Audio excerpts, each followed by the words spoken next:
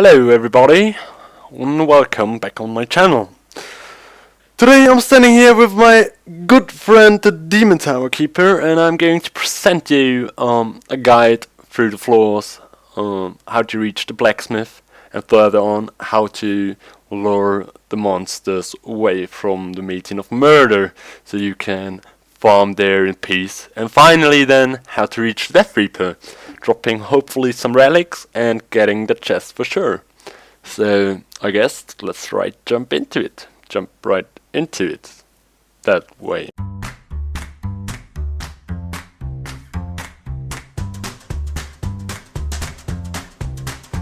So this is the first floor of the Demon Tower.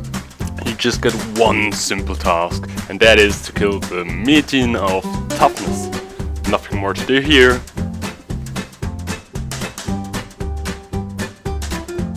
And then you wait. On most floors you gotta wait a couple of seconds and then you're taken to the next floor. The second floor is fairly simple, but it takes a little more time than the first one. You gotta run around and kill all the monsters that are in the floor. Which means you gotta check also through the walls if some monsters were running around and leaving like the area you can walk in. But normally walking close to the wall next to them will make them come out again and you can kill them easily.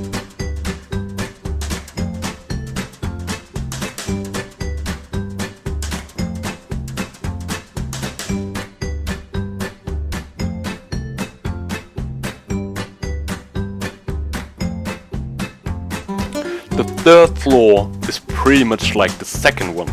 You're running around and you're killing everything there is. There's just one trick.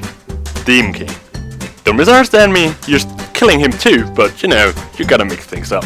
He's new. Be kind to the new kid. The Demon Tower is at level 40, the first dungeon you can enter in the game. It's fairly easy. Every monster in there is unlit. Strong against unlit will help you to increase your clear speed a lot and therefore bring you faster to the Blacksmith. If you're having problems with your tankiness, increase your defense, your normal defense wherever you can.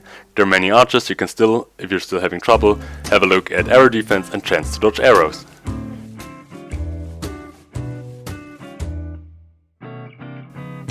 The Demon King shouldn't be too hard to kill. If you're a new player and you're still building up your gear, you might want to bring a friend or two, and it shouldn't be a problem. The Demon King is spawning flying skulls.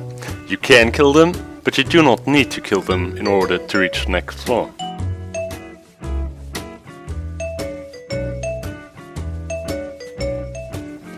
Again, to be taken to the next floor, you gotta kill everything. If nothing happens, you might want to run around and check if you forgot a monster, or maybe two. The fourth floor. This one, you will like it. It's like a spa, chill out area within the dungeon. It's pretty relaxed. At first, you gotta kill the Metin of Devil. Once you did that, there's going to spawn a few Metin of Fall throughout the room in a circle. Now, your task is to kill the right Metin to get up to the next floor. Now, on most servers there are coordinates in the chat, and the first or second, I don't exactly remember, it's been a while, I've done this on another server, tell you which one is the right Metin to kill, but not on Word of Metin. On Word of Metin you have to kill everything, really. Well, if you're lucky, maybe the first one, if you're unlucky, all of them.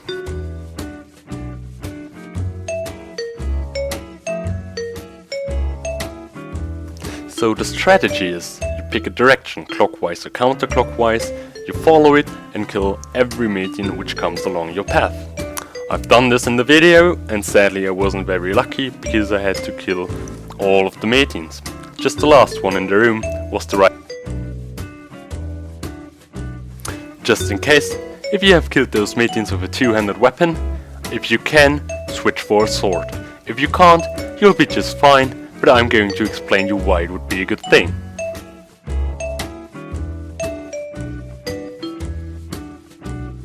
Now the sixth floor is where it gets a little stressful.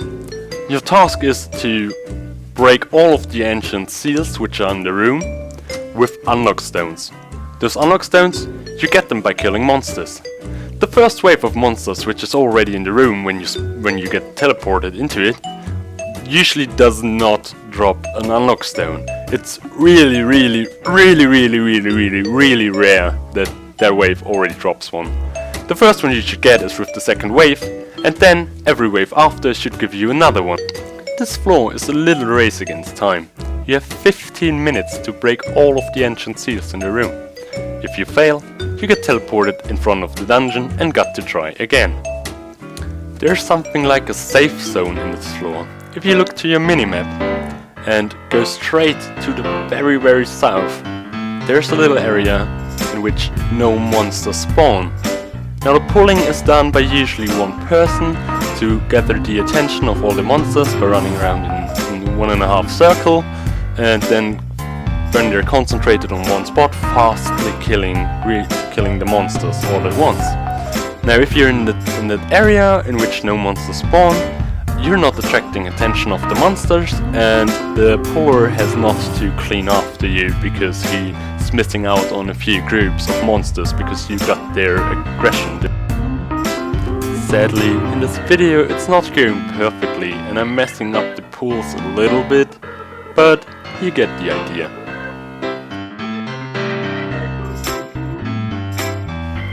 Pulling the room as one person without the help of bravery capes is most efficiently done by running around in 1.5 circles. The first circle is a pretty wide one. It's close to the wall, not at the wall, but close enough to get the aggression, the attention of the monsters, which are the furthest away from the center, or the closest to the walls, or maybe in the wall. And then when you're getting close to the safe area, you're making like a little smaller curve to get back to the monsters which you attracted first, and kinda catch their attention, their aggression again, and be close to them to get hit. The right side of the room, or the left, whatever direction you started, will follow up.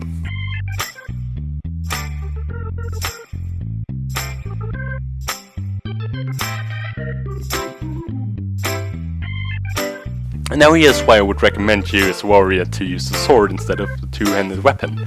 If you're a Sura, ninja or mage, I assume you're already using a sword, daggers or a bell against many targets like in this situation. Well, for the warrior, if you use a two-handed weapon from your mount, from your pet, from your horse, wherever, you have your attack speed transition into the same motion as the sword, but you profit from a usually higher attack damage, depending on whatever weapon and upgrade stage you have it. So basically, normally a higher attack value on your two-handed weapon than your sword. But on the ground, even though if you have like same attack speed, the attack animation is a little different, and you're not getting that much DPS to the ground with a two-handed weapon like you do with a sword. And since you're mainly hitting this floor from the ground, just like the second and the third, because you do not want to hit too many monsters away from you, you want to clear them fast, you're going for a sword. If you have no combo, you're going like 1, 2, 3 hits, and then you break your combo to not hit them away from you.